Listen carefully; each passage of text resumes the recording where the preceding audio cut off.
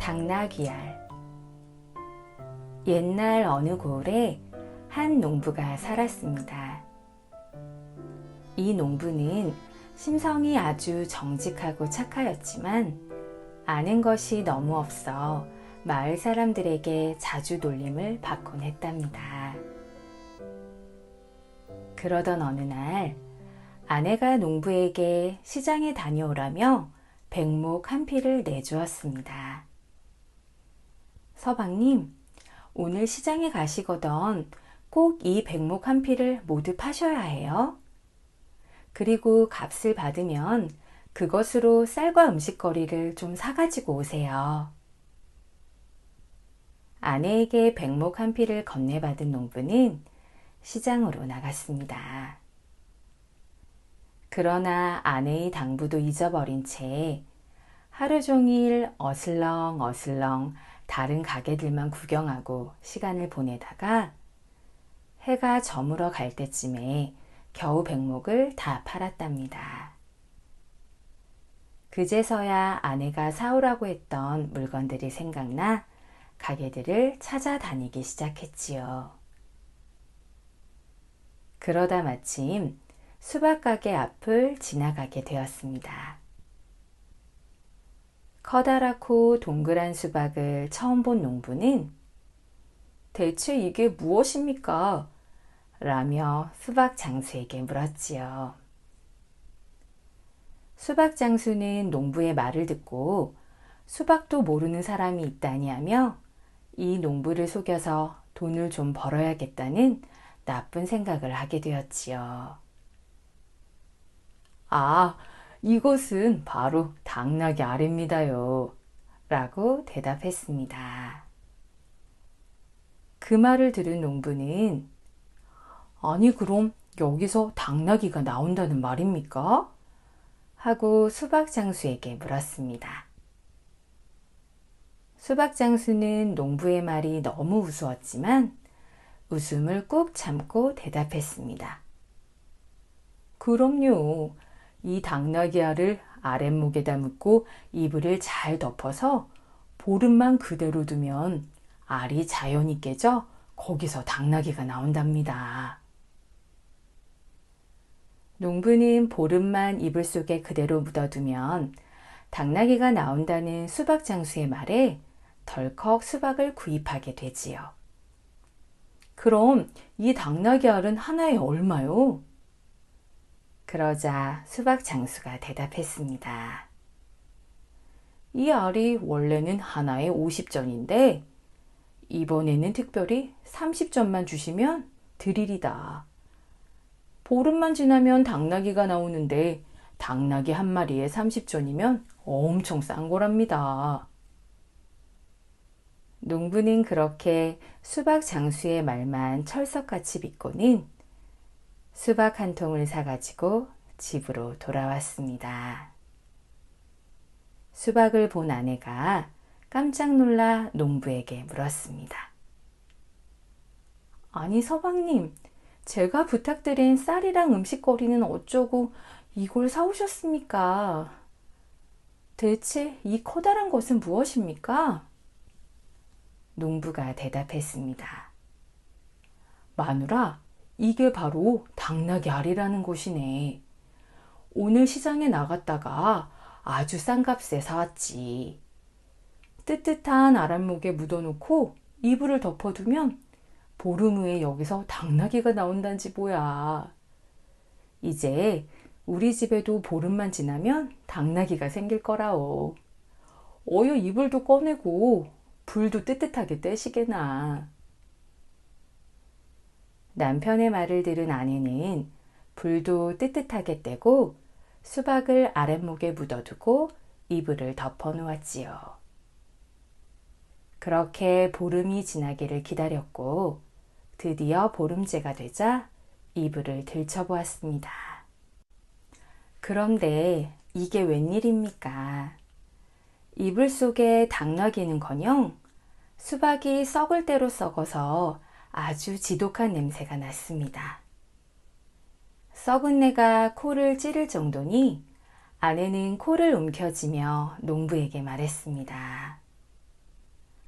아이쿠, 서방님, 당나귀는커녕 지독한 냄새가 나서 도저히 방에 들 수가 없습니다. 아무래도 장사꾼에게 속은 것 같아요. 어여 이걸 내다 버리세요. 하고 화를 냈습니다. 이상하네. 분명 당나귀 할 장수가 시키는 대로 했는데 어찌 알이 골았을꼬. 거참 이상하구만. 남편은 하는 수 없이 아내가 시키는 대로 수박을 뒷동산에 내다 버렸습니다. 그런데 마침 이웃집에서 키우고 있던 당나귀 새끼가 더위를 피하려고 숲을 속에 누워 있다가 썩은 수박이 쿵 하고 떨어지는 바람에 놀라 달아났습니다. 그 모습을 본 농부가 신이 나서 말했습니다. 그럼 그렇지. 내가 속았을 리가 없어. 이제야 당나귀가 되었네. 하고는 당나귀를 쫓아가기 시작했습니다. 그렇게 한참을 쫓아가다가 당나귀를 붙잡은 농부는 의기양양해하며 집으로 돌아왔지요. 마누라, 이것 좀 보시오. 내 말이 맞았지 뭡니까? 알에서 정말로 당나귀가 나왔다니까. 어머, 서방님. 서방님 말이 정말 참이었네요. 정말 다행이에요. 이제 서방님 덕분에 저희 집에도 당나귀가 생겼네요. 그렇게 부부는 신나하며 당나귀를 집으로 데리고 들어갔습니다. 그런데 이웃에 살고 있는 당나귀의 진짜 주인은 당나귀를 잃어버린 채 온 동네를 찾아다녔습니다. 그러다 마침내 농부의 집 앞을 지나게 되는데 당나귀 울음소리가 들려 집 안으로 들어가게 되었지요. 당나귀 주인은 깜짝 놀랐습니다. 농부의 집안에 메어져 있는 당나귀가 하루 종일 찾아 헤맨 자신의 당나귀였기 때문이었습니다. 화가 난 당나귀 주인은 따져 물었습니다. 이것 보시오. 아니, 왜 남의 집 당나귀를 여기다 메어둔 것이오? 내가 하루 종일 당나귀를 찾으러 얼마나 고생한 줄 아시오? 그러자 농부가 대답했습니다. 아니, 그게 무슨 말이오? 내가 보름 전에 장에 가서 무려 30전이나 주고 당나귀 알을 사다가 깐 것인데 되기야말로 어째서 남의 당나귀를 보고 자기 것이라고 우기는 것이오? 하며 어이없어 했습니다. 이 말을 들은 진짜 당나귀 주인은 하도 기가 막혀 동네 사람들을 불러 모았습니다. 동네 사람들 앞에서 시시비비를 가린 후에야 당나귀는 제 주인을 찾아갔고 그제서야 농부 부부는 자신들이 수박 장수에게 속은 걸 깨달았다고 합니다. 어리석은 선비의 돈 벌기. 옛날 어느 마을에 몹시 가난한 선비가 살고 있었습니다. 선비는 아내와 살고 있었지만 형편이 어려워 밥을 굶는 날이 많았습니다.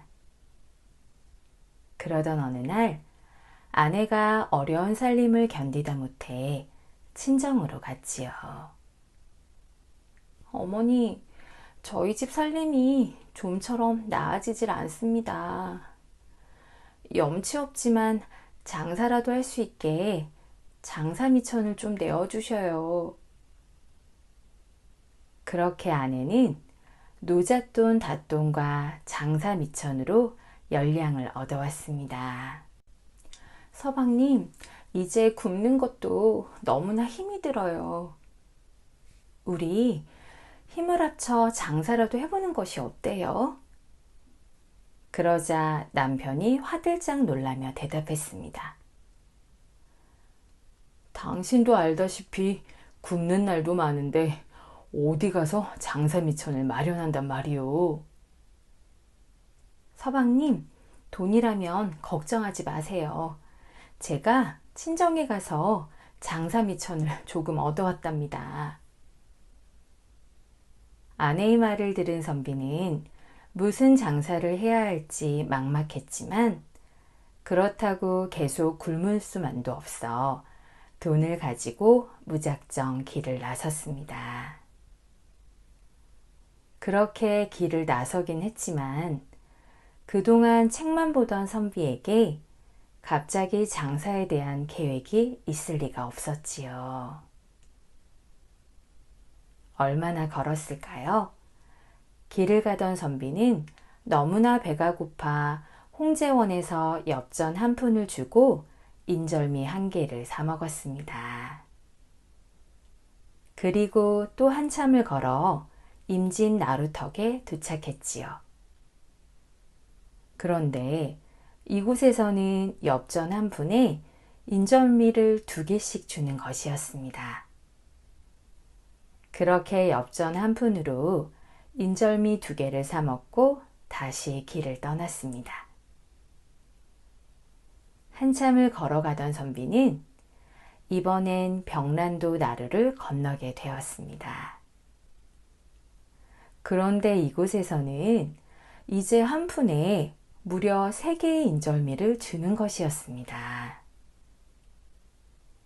그렇게 인절미 값이 차이가 나는 것을 본 선비는 옳거니 하며 무릎을 쳤습니다.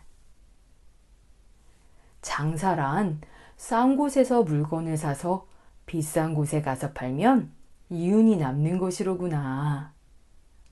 그렇다면 이곳에서 인절미를 사서 홍제원에 가서 팔면 3배의 값을 받을 수가 있겠어. 라며 떡장사 할머니에게 부탁해서 한 푼에 무려 인절미를 5개씩 받기로 하고 한몫 10량어치를 샀지요. 한 푼에 인절미가 5개니까 한 돈에는 50개가 되고 한 량에는 500개, 10량에는 자그마치 5,000개가 되는 것이었습니다. 그렇게 선비는 5,000개의 인절미를 사들고는 다시 홍제원을 향해 길을 떠났습니다. 마침 때는 늦은 봄날이었습니다. 날은 점점 무더워지는데 무거운 인절미를 들고 걸으려니 걸음이 자꾸만 늦어지는 것이었습니다. 마침내 사흘째 되는 날 임진 나룻배에 오를 수 있었지요. 아직 갈 길이 멀었지만 큰 돈을 벌 수 있다는 생각에 선비는 힘든 줄 모르고 열심히 걷고 또 걸었습니다. 그런데 마침 배에서 옛 친구를 만나게 되었지요. 오랜만에 만난 친구가 반가워 선비는 그동안의 근황을 물으며 이야기꽃을 피웠습니다. 그런데 자네 여기까지 오인 일인가? 어딜 가는 길이길래 배까지 타는 게야? 살림살이가 좀처럼 나아지질 않아? 장사를 한번 해보려는 참일세. 아니, 글만 있던 자네가 갑자기 무슨 장사를 한다고 그러나. 네, 비록 첫 장사이기는 하지만 아무래도 큰 돈을 벌 수가 있을 듯하네. 정말인가? 그럼 한턱 크게 쏘게나. 그 말에 선비는 크게 웃었습니다. 그리고는 자신의 장사에 대한 이야기를 늘어놓았지요. 그렇게 선비의 이야기를 한참 듣고 있던 친구는 껄껄 웃으며 말했습니다. 아니, 이 사람 그동안 글 공부 헛것 했구만. 자네 세상 물정을 몰라도 너무 모르는 게 아닌가? 친구의 말을 들은 선비는 이해가 가질 않는다며 의아해했지요. 그러자 친구는 다시 말을 이었습니다. 여보게, 이문을 크게 남기는 것도 좋지만 이 따스한 봄날에 무려 사흘이나 떡을 지고 다녔다면 떡은 이미 다 썩었을 것이네.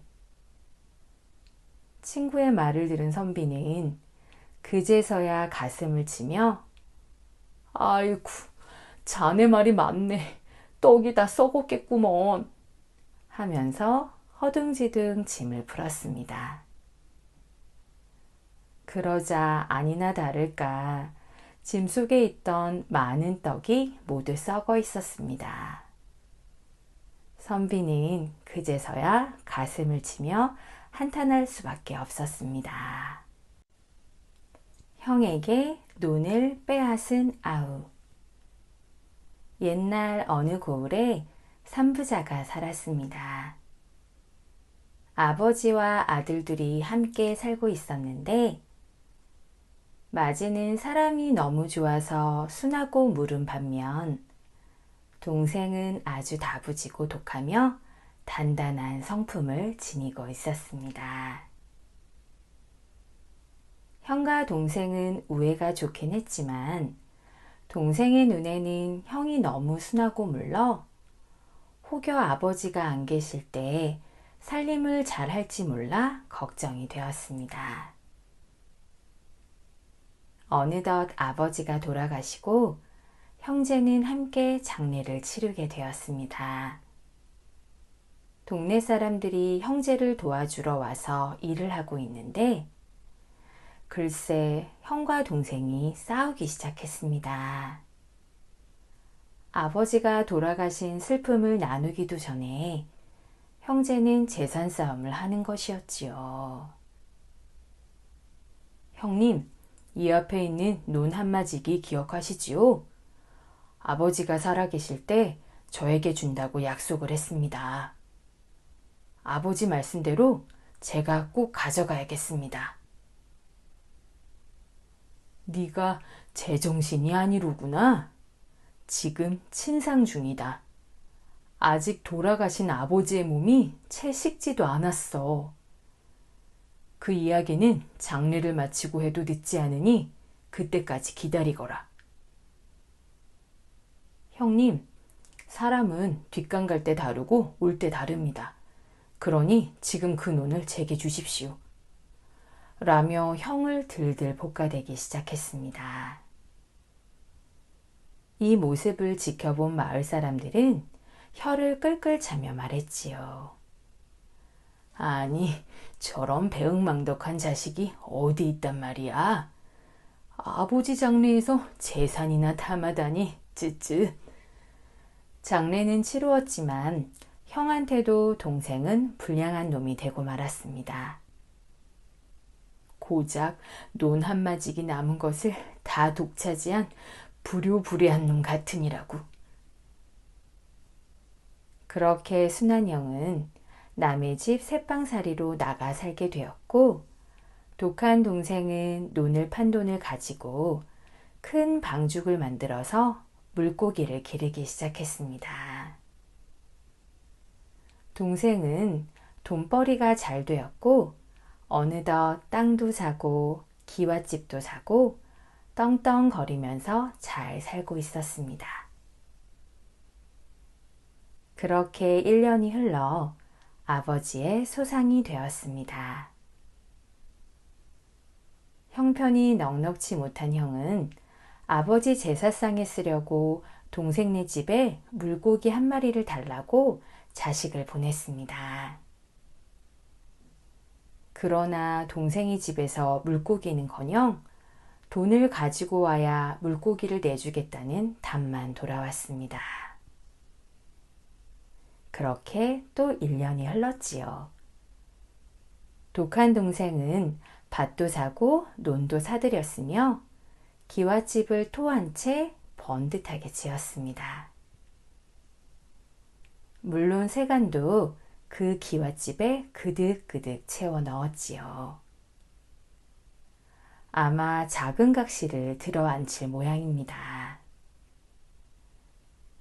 그렇게 아버지가 돌아가신 지 꼭 2년이 되었고 제삿날이 되었습니다.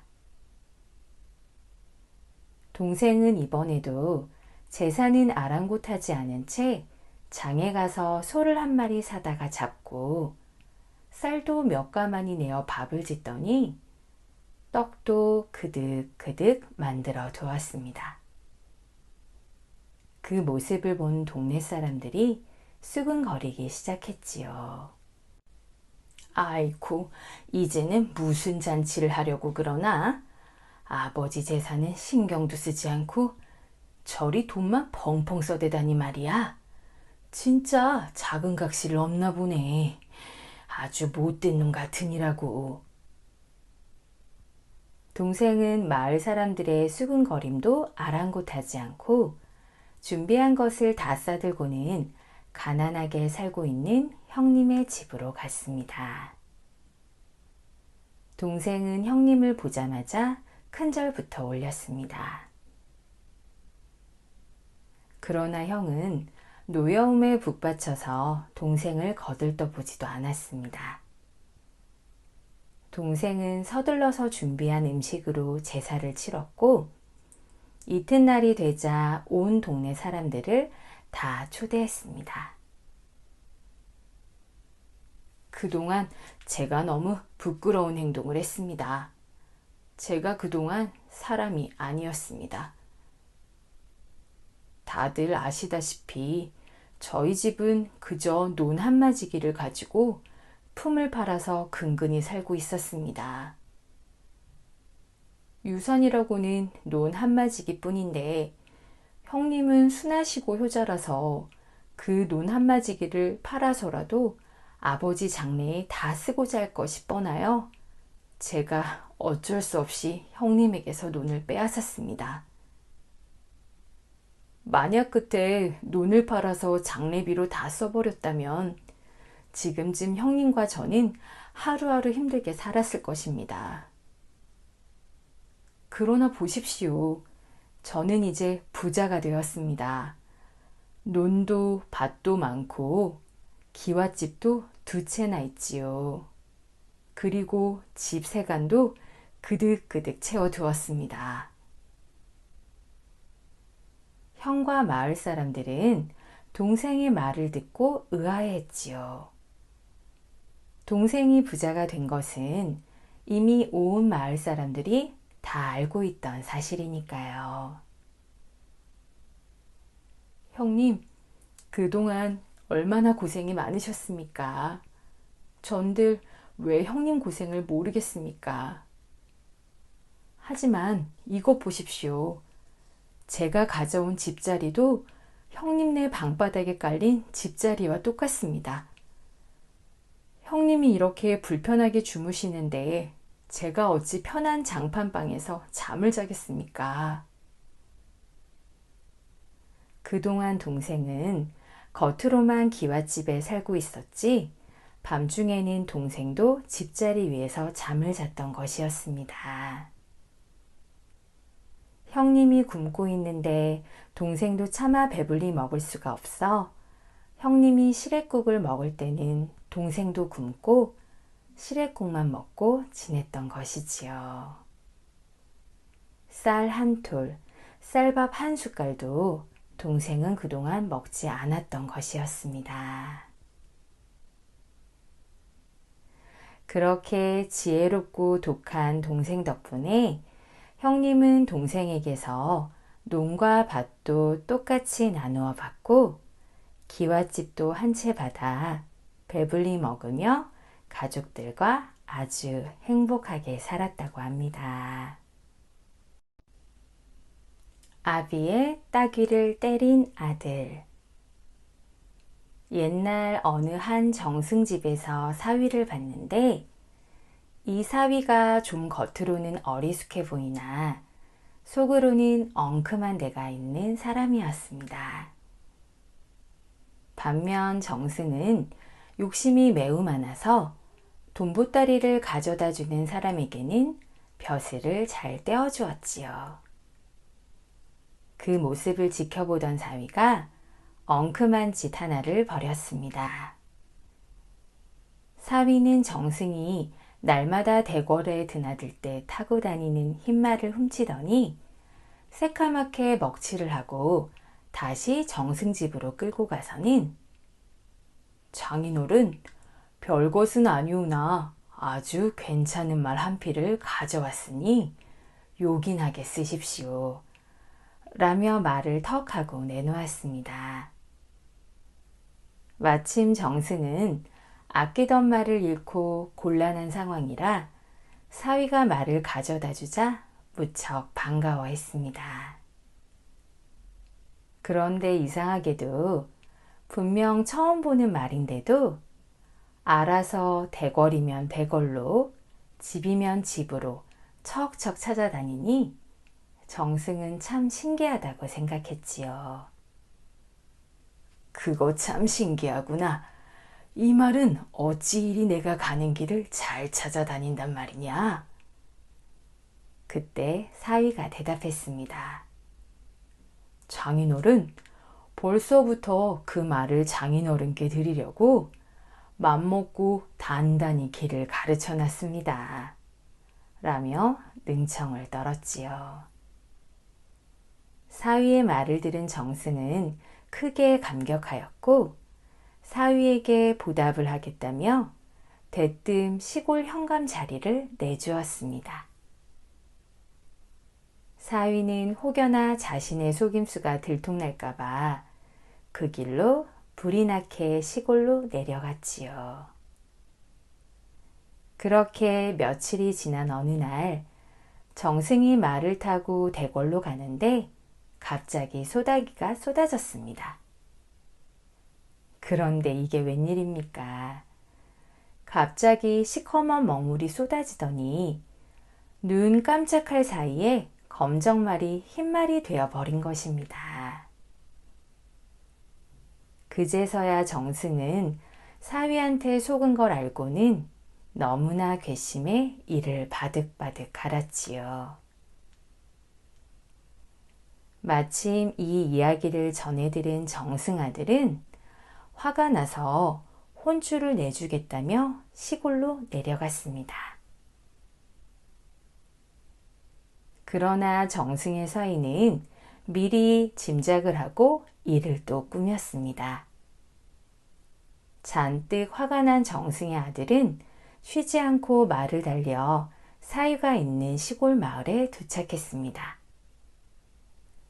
그러나 몹시 허기가 진 정승 아들은 마을 어귀에 있는 주막에 들려 먼저 요기를 하기로 했습니다. 그렇게 요기를 마치고 사방을 둘러보니 건너 산기슭에 초막이 하나 있고 그곳에는 흰옷을 입은 노인들이 바둑을 두고 있었습니다. 노인들이 궁금해진 정승 아들은 주모에게 노인들이 누구냐고 물었지요. 그러자 주모는 도통 영문을 모르겠다는지 무슨 말씀이신지 모르겠습니다요. 저 건너에 초막이 어디 있으며 바둑 두는 노인은 어디 있다고 그러십니까? 라며 자신의 눈에는 아무것도 보이지 않는다고 대답했습니다. 아니 주모, 저 초막과 노인들이 정말 보이지 않는다는 것이오? 그 말을 들은 주모가 술상을 나르는 기생들에게 물으니 기생들도 하나같이 아무것도 안 보인다고 말했지요. 정승의 사위의 말에 미리 짜고 하는 수작이었지만 서울에서 금방 내려온 정승의 아들은 그 내막을 알 턱이 없었습니다. 정승의 아들이 하도 이상해서 계속 고개만 가우뚱거리고 있자 주모가 손뼉을 치더니 말을 이었습니다. 어머나, 옛날부터 이 고을에 신선이 산다는 말이 있더니만 그 신선들이 드디어 모습을 드러냈나 봅니다. 저희들 눈에는 보이지 않고 오직 나리 눈에만 보이니 혹 나리께서 신선이 아니신지요? 라며 능청을 떨었습니다. 주모의 말에 정승아들은 그만 귀가 솔깃해져서 산기슭으로 올라갔습니다. 그곳에는 노인 둘이서 바둑을 두고 있었는데 그 노인이 정승의 아들을 부르더니 맑은 술 한 잔을 따라주며 마시라고 했습니다. 그렇게 정승아들은 연거푸 석 잔을 받아 마셨고 갑자기 정신이 몽롱해졌습니다. 그리곤 그 자리에 쓰러져 잠이 들어버렸지요. 얼마나 오래 잤는지 눈을 떠보니 초막도 온데간데 없고 신선도 온데간데 없었습니다. 아이쿠, 신선 노름에 도끼자루 썩는 줄 모른다더니만 그 사이에 세월이 많이 흘렀나 보네. 라고 생각한 정승아들은 서둘러 주막으로 내려왔지만 전에 보던 사람들은 하나도 안 보이고 낯선 사람들 뿐이었습니다. 이제야 정승사위를 찾아왔던 것이 생각난 아들은 주모를 불러 이 고을 현감이 아무개 정승의 사위가 아니냐고 물었습니다. 그러자 주모가 펄쩍 뛰며 하는 말이 아니, 그분이라면 100년 전에 이 고을을 맡은 분이라고 들었습니다. 라는 것이었지요. 그 말을 들은 정승의 아들은 자신이 신선을 만나고 잠이 든 사이에 100년이 지난 것으로 생각하고는 서둘러 한양으로 돌아왔습니다. 그렇게 서둘러 집에 들어서니 자신의 아버지를 닮은 노인이 마루에 걸터 앉아 담배를 피우고 있었습니다. 100년 4월을 쳐서 대충 셈을 해보아도 그 노인은 자신의 등손잡벌은 되겠다 싶어 반가운 마음이 들었습니다. 노인에게 성큼성큼 다가간 정승아들은 노인의 머리를 쓰다듬으며 말했지요. 너는 어찌 너희 고조부를 이리로 쏙 빼닮았느냐? 그 말을 들은 정승은 너무나 기가 막혀 자기 아들이 그만 미쳐버렸구나 싶어 멀뚱멀뚱 바라만 보고 있었지요. 네 이놈, 아무리 처음 보는 조상이라고 하나 감히 네 증조부 앞에서 담배질을 해? 이러면서 제 아버지의 따귀를 한 대 올려붙이고 말았습니다. 그렇게 엉큼한 사위를 혼쭐 내주려던 정승은 그의 아들에게 결국 따귀를 맞는 신세가 되어버리고 말았습니다. 원숭이 엉덩이가 빨간 이유. 옛날 아주 먼 옛날 어느 마을에 재산이 아주 많은 부자 영감 부부가 살고 있었습니다. 그 부부는 돈이 많았지만 워낙 구두쇠로 살아 주변 사람들에게 점점 인심을 잃고 있었지요. 사람들은 모이기만 하면 늘 구두쇠 영감 부부의 흉을 받습니다. 남에게 밥은 고사하고 감기조차도 주기 싫어하는 아주 지독한 구두쇠라며 헐뜯었지요. 구두쇠 부부의 집에는 부엌 일을 하는 젊은 처자가 하나 있었습니다. 그 처자는 얼굴이 못생겨서 비록 혼처는 없었지만 마음씨가 비단결 같고 일을 아주 성실하게 잘 하는 사람이었습니다. 그래서 마을 사람들은 어떻게든 그 처자를 도와주려고 애를 썼지요. 그러던 어느 날 저녁 무렵이 다 되었는데 남루한 옷차림을 한 노파가 구두쇠 영감집에 찾아왔습니다. 아이쿠 어르신, 며칠째 밥을 먹지 못해 너무 허기가 집니다. 찬밥이라도 좋으니 제발 밥 한 덩이만 내어주십시오. 라며 구걸을 했습니다. 그러자 구두쇠 영감은 고래고래 소리를 지르며 화를 냈고 그 노파를 내쫓으려 했습니다. 그때 부엌에서 밥을 먹고 있던 처자가 나왔습니다. 주인님, 그만 노여움을 푸시고 들어가세요. 제가 잘 말씀드려서 집으로 돌아가시게 하겠습니다.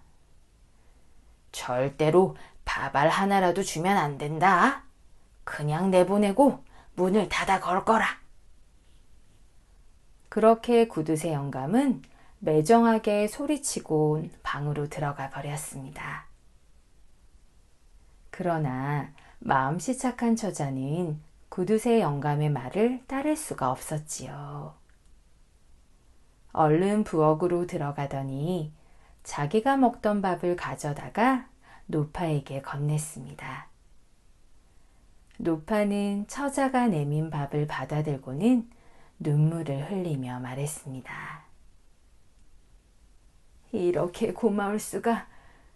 처자는 분명히 복을 받을 거야. 처자가 먹기에도 부족한 밥을 나에게 이렇게 나누어 주다니. 나는 지금 진수성찬을 받은 것보다 더 감격스럽구먼. 내게 은혜를 베풀었으니 나도 처자에게 보답을 해야겠네. 며칠 뒤 아가씨는 산속으로 들어갈 일이 생길 거야. 그 산속에는 작은 옹달샘이 하나 있는데 꼭 그물로 세수를 하도록 해요. 그럼 반드시 좋은 일이 생길 테니까 내 말을 꼭 잊지 말게나.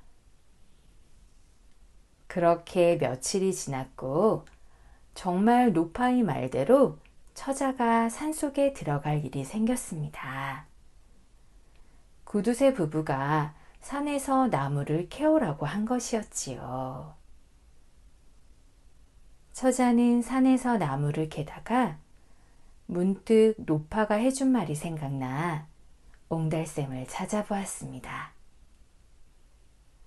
정말 신기하게도 노파의 말처럼 옹달샘이 있는 것이었어요. 처자는 노파가 시킨 대로 옹달샘 물로 세수를 했습니다. 산속에 차가운 물로 세수를 하니 마음까지 상쾌해지는 것 같았지요.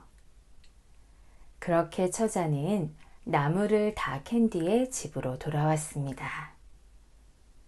나물 캐느라 산을 헤집고 다녔더니 처자는 너무 피곤해 이내 골아떨어졌습니다.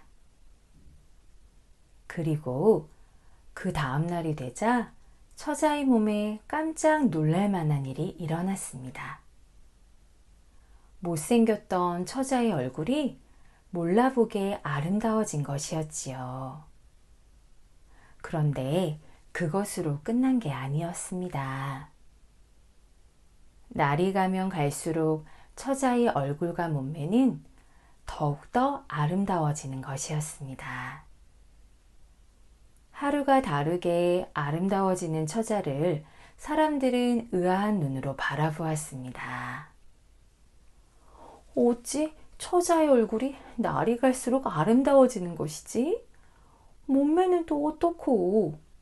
사람들 몰래 예뻐지는 약을 먹는 건가? 아니면 원래 설레었던 건가? 정말 신기하네 그려. 처자가 아리따워지자 예전에는 관심조차 없었던 총각들이 너도 나도 청혼을 해오기 시작했지요. 그렇게 하루아침에 마을에서 인기 있는 존재가 되어버린 처자를 시기하는 사람이 딱 두 사람이 있었습니다. 바로 구두쇠 영감 부부였지요. 가만히 지켜보니 부잣집 총각들도 처자의 아름다움에 반해 청혼을 해오자 구두쇠 부부는 처자를 양딸로 삼기로 했습니다. 마음씨 착한 처자는 부부의 양딸이 된 후에도 여전히 성실하게 양부모를 모셨습니다. 그러던 어느 날이었습니다. 구두쇠 영감이 처자를 불러 물어보았지요. 얘야, 아버지가 하나만 물어보자. 솔직히 답해다오. 네가 예전에 비해 몰라보게 예뻐졌는데 그 비결이 무엇인지 가르쳐 줄 수 있겠니? 처자는 양아버지의 물음에 서슴없이 대답했습니다. 아버지, 지난번 국어를 하러 왔던 노파를 기억하시지요? 노파가 너무 가엾어 그만 아버지의 명을 어기고 제 밥을 나누어 드렸답니다. 노파가 은혜를 갚겠다며 산속에 있는 옹달샘물로 세수를 하면 좋은 일이 생길 거라고 알려주었어요. 그렇게 구두쇠 영감 부부는 처자의 말을 듣고 곧바로 산속으로 갔습니다. 정말 처자의 말대로 옹달샘이 있었고 신이 난 영감 부부는 옹달샘물로 세수를 했습니다. 이제 이 물로 세수를 했으니 천하의 미남 미인이 되겠구먼.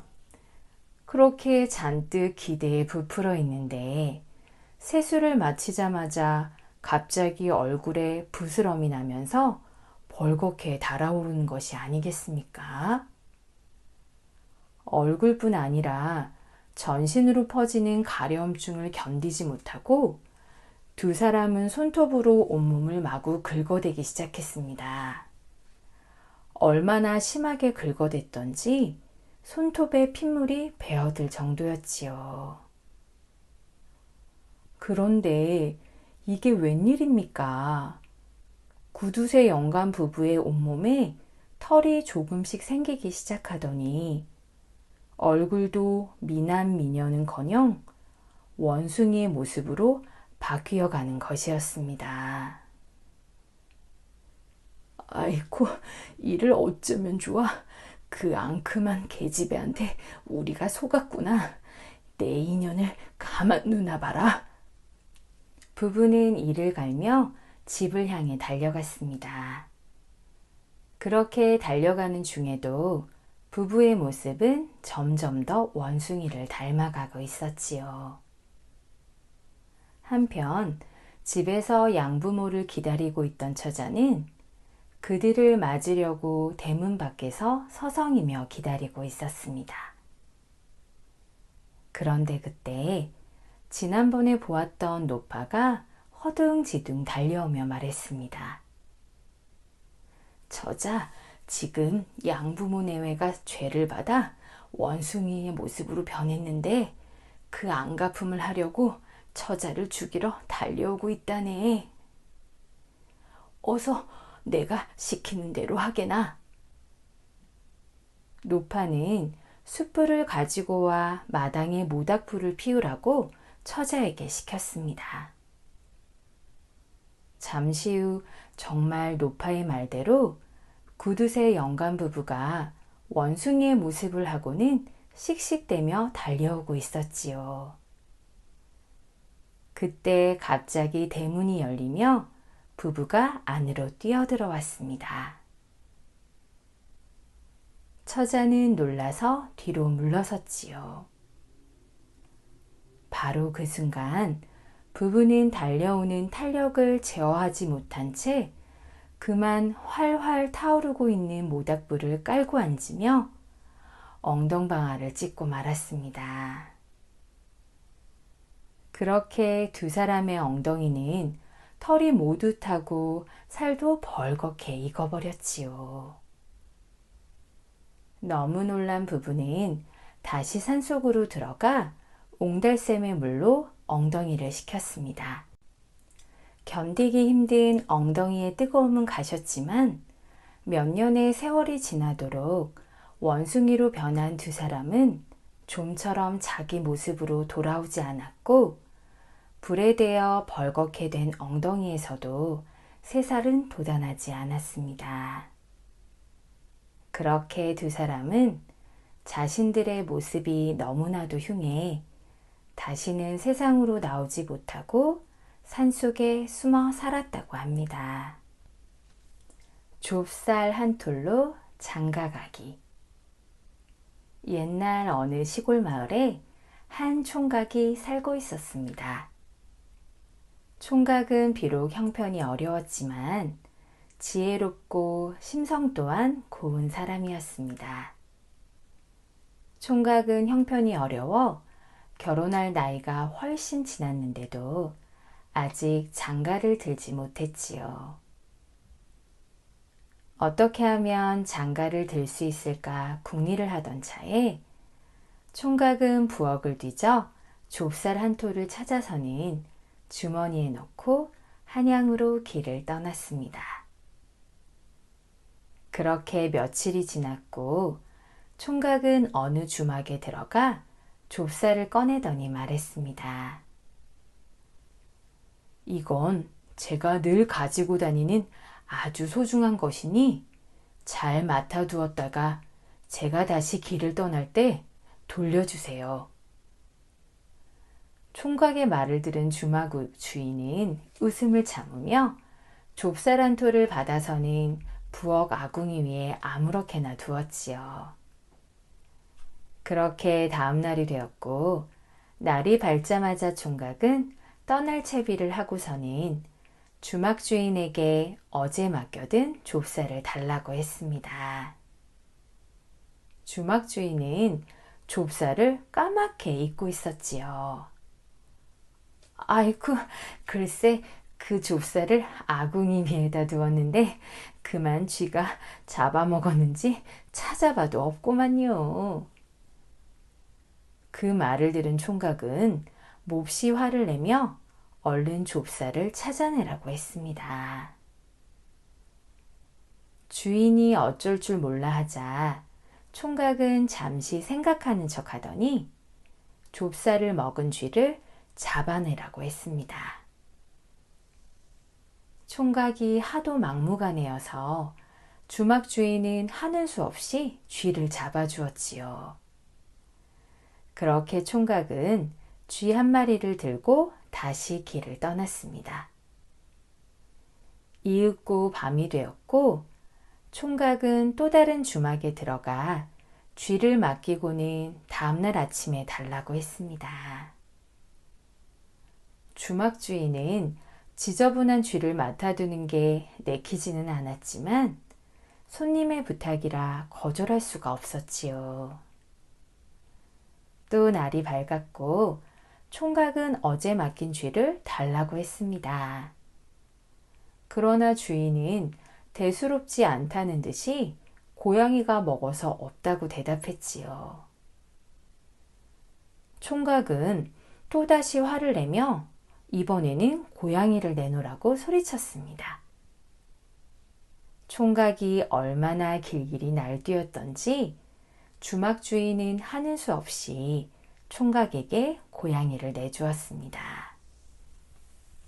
총각은 그렇게 또 길을 떠났고 다음 주막에 가서도 고양이를 맡기고는 다음날 아침에 달라고 말했지요.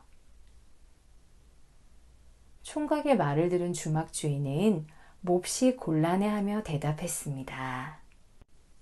아이고, 이를 어쩌면 좋아요. 고양이가 그만 제가 키우는 말에 밟혀 죽고 말았지 뭡니까? 화가 난 총각은 주막 주인의 멱살을 잡고서 말했습니다. 그거 하는 수 없게 되었소. 내 소중한 고양이를 밟은 그 말이라도 내어주시오. 만약 말을 내놓지 않으면 당장 재판을 하도록 하겠소. 하는 수 없이 주막 주인은 말을 내어주었습니다. 그렇게 총각은 이번에는 말을 타고 가다가 다시 어느 주막에 묵었고 말을 주막 주인에게 맡겼습니다. 다음 날이 되었지만 이 주막 주인 역시 말을 내놓지 못하고 있었습니다. 아이고, 이를 어쩌면 좋습니까요? 지난밤에 말이 그만 저희 집 황소와 싸우다가 뿔에 받쳐 죽고 말았지 뭡니까? 그 말을 들은 총각은 선심이라도 쓰는 듯 말 대신 소를 달라고 했지요. 이렇게 소를 얻게 된 총각은 그 소를 타고 한양으로 갔습니다.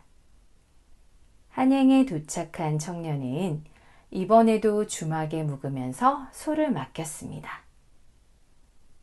다음 날 아침이 되었고 주막 주인이 총각이 묵고 있는 방으로 오더니 걱정스런 얼굴로 말을 했습니다. 이를 어쩌면 좋을런지요. 제 아들 녀석이 그만 자기 소인 줄 알고 정승땡이 소를 팔아버렸지 뭡니까? 그 말을 들은 총각은 정승을 만나 이야기하겠다며 정승을 만나게 해달라고 했습니다. 주막 주인은 하는 수 없이 정승을 만나서 사정 이야기를 했습니다. 그렇게 총각은 정승을 만나게 되었지요. 정승의 집으로 찾아간 총각은 조금도 주눅들지 않은 모습이었습니다. 아주 당당하게 자기 소를 돌려달라고 말했지요. 총각의 당당함이 마음에 든 정승은 총각을 시험해 보기로 했습니다. 허허, 자네 소를 달라고 찾아온 게냐? 이를 어쩌나? 자네 소는 벌써 잡아먹어버렸는걸. 정승은 자기 말에 총각이 어떤 반응을 보일지 몹시 궁금해졌습니다. 총각은 잠시 생각을 하더니 정승을 똑바로 쳐다보며 말했습니다. 그럼 그 소를 먹은 사람을 대신 달라고 말이지요. 정승은 그제서야 웃음을 터뜨리며 자신의 딸을 달라는 총각의 뜻을 알아차렸습니다. 총각의 당당함과 재치가 마음에 든 정승은 총각을 사위로 삼았지요. 그렇게 지혜로운 총각은 좁쌀 한 톨로 정승의 딸과 결혼하여 행복하게 잘 살았다고 합니다. 서울 양반에게 풀 먹이기. 옛날 어느 고을에 시골에만 살다가 처음으로 한양에 올라온 총각이 있었습니다. 총각은 시골과는 너무나 다른 한양 풍경에 이곳저곳을 한참 구경 다녔지요. 그렇게 계속 구경을 다니다 보니 배가 몹시 고파 허기를 달래려고 주막을 찾아갔습니다. 그런데 주막에서 팔고 있는 음식이 모두 처음 보는 것인데다가 값은 또 어찌나 비싼지 도저히 사 먹을 수가 없었습니다. 배는 너무 고팠지만 하는 수 없이 발길을 돌릴 수밖에 없었지요. 그렇게 총각은 돌고 돌다가 풀을 파는 가게 앞에 다다랐습니다. 그 가게는 가축에게 먹일 풀을 잔뜩 쌓아놓고 팔고 있었는데 모두 총각의 눈에 익은 것들이었지요. 메밀풀은 소가 먹는 풀이기도 하지만 연한 잎은 된장에 묻혀서 반찬으로 먹기도 하던 터라 총각은 풀가게 주인을 불러 메밀풀 2그릇을 사서 훌훌 말아 먹었습니다. 그 모습을 본 풀가게 주인은 아이쿠, 얼마나 배가 고팠으면 그 메밀풀을 그리 맛나게 잡수시는 거요. 여기 한 그릇 덤으로 더 드릴 테니 이것도 드시게나. 라며 총각에게 메밀풀을 더 건넸습니다. 그런데 바로 그때 서울에 살고 있는 양반이 그곳을 지나가다가 총각을 보게 되었습니다. 양반은 서울에서만 살아서 풀에 대해서는 아무것도 몰랐지만 무턱대고 총각을 비웃기 시작했지요. 저 바보 같은 시골뜨기를 보았나? 세상에 가축들이나 먹는 풀을 먹다니. 내 머리털 나고 풀을 먹고 사는 놈은 처음 보네. 아이고, 너무 웃었더니 신경톤이 도지네 그려. 한순간에 양반의 놀림거리가 된 총각은 너무나 서럽고 분하여 눈물이 다 나오려고 했습니다. 사람이 먹을 수 있는 풀이 있다는 것도 모르는 서울 양반에게 놀림을 받았으니 말이지요. 그런데 가만히 생각해 보니 이렇게 놀림만 당하고 있을 게 아니라 서울 양반을 되레 놀려주고 싶은 마음이 들었습니다. 그래서 총각은 시치미를 뚝 떼고 말했습니다. 서울 양반의 눈에는 제가 아무것도 모르고 풀을 사먹는 줄 아시는가 봅니다. 서울 양반은 모든 걸 다 알고 있는 유식한 분인 줄 알았더니 모르는 것도 있는가 보네요. 여기 있는 풀은 모두 다 약이 된답니다. 라며 메밀풀을 마저 다 먹고 옆에 있는 질경이를 가리키며 말했습니다. 여복의 주인장, 저 귀한 풀을 몽땅 싸주시게나. 다른 사람들이 사가기 전에 내가 얼른 사야겠소. 총각의 말을 들은 서울 양반은 긴가민가 하면서도 질경이 풀이 신경통에 아주 좋다는 말에 귀가 번쩍 뜨였습니다. 아이고, 이보게나 내가 뭣도 잘 모르고 자네에게 실수를 했네 그려. 내 미안하네. 내가 지금 신경통으로 고생 중인데 그 질경이 풀을 나에게 팔게나. 도저히 신경통 때문에 잠을 이룰 수가 없어 부탁하네. 내 자네가 산 값보다 훨씬 더 값을 쳐주겠네. 총각은 마지못한 척하며 서울 양반에게 질경이 풀을 모두 팔았습니다. 그렇게 서울 양반은 질경이 풀 한 줌을 입에 넣고 우물우물 씹어 먹었습니다. 너무 떫고 쓰려고 죽을 맛이지만 신경통에 효과가 좋다니까 억지로 꼭꼭 씹어 먹었지요. 그 모습을 본 총각이 배를 잡고 깔깔거리며 웃어댔습니다. 아이고 배야, 나야 사람이 먹는 메밀풀을 먹었지만 어찌 똑똑하신 서울 양반께서는 당치도 않은 말에 속아서 토끼나 먹는 질경이 풀을 잡수십니까? 서울 양반은 그제야 속은 걸 알고 먹던 질경이 풀을 퇴퇴하고 뱉어냈습니다. 야단법석인 양반의 모습이 어찌나 우스웠던지 풀가게 주인과 총각은 그 꼴을 보고는 손뼉을 치며 웃어댔습니다.